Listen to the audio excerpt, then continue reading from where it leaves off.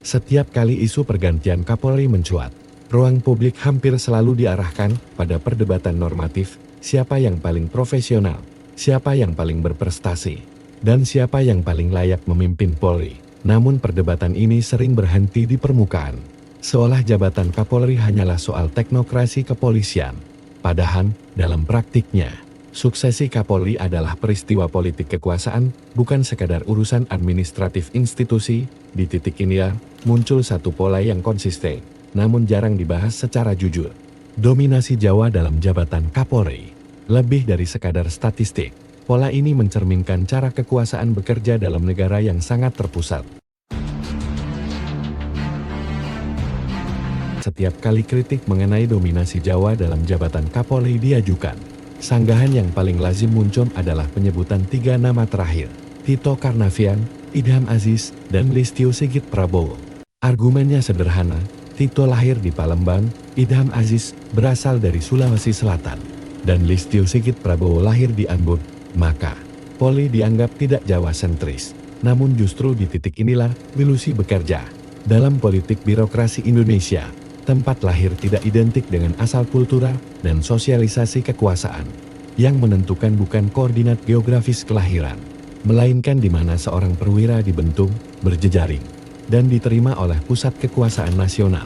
Tito Karnavian, meskipun lahir di Palembang, dibesarkan dan dibentuk dalam orbit pendidikan, karir, dan jejaring elit yang sangat Jawa sentris. Jalur promosi dan legitimasi politiknya sepenuhnya bertumpu pada pusat kekuasaan nasional. Hal serupa berlaku pada Idham Aziz, yang secara administratif berasal dari Sulawesi Selatan, tetapi puncak karirnya ditempa dalam ekosistem Mabes Polri yang berpusat di Jawa. Sementara Listio Sigit Prabowo meski lahir di Ambon, sejak awal karir hingga puncak kepemimpinan sepenuhnya disosialisasikan dalam kultur kekuasaan Jawa, termasuk kedekatan politik dengan lingkar inti kekuasaan nasional. Dengan kata lain, ketiganya non-Jawa secara administratif, tetapi Jawa secara kultural dan politik. Mereka dapat diterima sebagai Kapolri bukan karena simbol keberagaman, melainkan karena kompatibilitas dengan pusat gravitasi kekuasaan yang selama ini berpusat di Jawa. Justru karena tiga Kapolri terakhir aman secara kultural, maka kebutuhan akan simbol representasi non-Jawa semakin menipis. Logika kekuasaan merasa cukup stabil. Konsekuensinya, Kapolri berikutnya hampir pasti berasal dari Jawa secara terang benderang.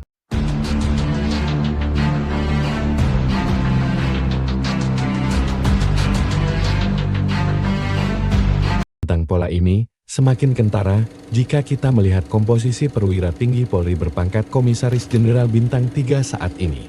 Dari sekitar 25 komjen aktif, mayoritas berasal dari Jawa, atau setidaknya dari lingkar budaya Jawa. Mereka menduduki posisi paling strategis, Mabes Polri, Kabintelkam, dan Korbrimob, hingga jabatan sipil kunci seperti Kepala BNN, Wakil Kepala BSSN, dan Sekretaris Jenderal Kementerian. Ini menunjukkan bahwa dominasi Jawa bukan anomali sesaat, melainkan hasil reproduksi kekuasaan yang sistematis.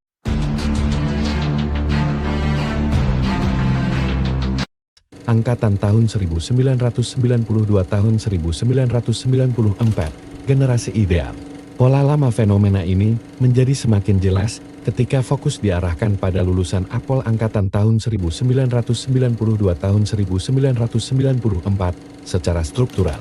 Angkatan ini berada pada posisi paling ideal untuk menjadi Kapolri, usia matang, pangkat bintang 3, pengalaman lengkap, dan masih memiliki waktu dinas yang cukup panjang.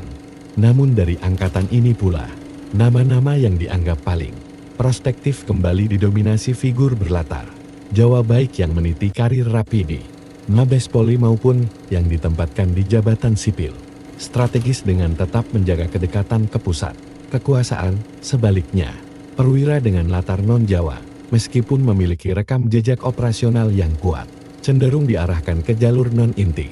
Mereka ditempatkan di lembaga lintas sektor atau posisi yang secara simbolik penting, tetapi secara politik menjauhkan dari pusat kendali Polri. Penempatan ini bukan hukuman, melainkan mekanisme filtrasi kekuasaan, menjaga stabilitas tanpa membuka akses ke puncak hierarki. Mengapa Jawa terus menjadi pusat? Jawabannya bukan karena superioritas etnis, melainkan karena Jawa adalah pusat gravitasi politik nasional. Presiden, elit birokrasi, elit militer, dan elit ekonomi beroperasi dalam ruang kultural yang sama. Kapolri, dalam konteks ini, tidak hanya dituntut memimpin organisasi besar, tetapi juga mampu membaca irama politik pusat, menjaga keseimbangan elite, dan memastikan stabilitas nasional. Figur berlatar Jawa dianggap lebih terbaca, lebih mudah dikontrol, dan lebih kompatibel dengan bahasa kekuasaan yang berlaku pada titik ini. Profesionalisme memang tetap menjadi syarat, tetapi ia disaring melalui geografi kekuasaan. Kompetensi adalah syarat perlu, namun bukan syarat cukup. Asal daerah, jaringan angkatan, dan kedekatan kultural dengan pusat kekuasaan menjadi variabel penentu yang tak tertulis, tetapi sangat efektif. Karena itu, jika Kapolri selanjutnya kembali berasal dari Jawa, hal tersebut bukanlah skandal. Skandal justru terjadi bila kita terus berpura-pura bahwa faktor ini tidak pernah ada. Demokrasi dan reformasi institusi menuntut kejujuran intelektual untuk mengakui pola sebelum berharap mampu mengubahnya.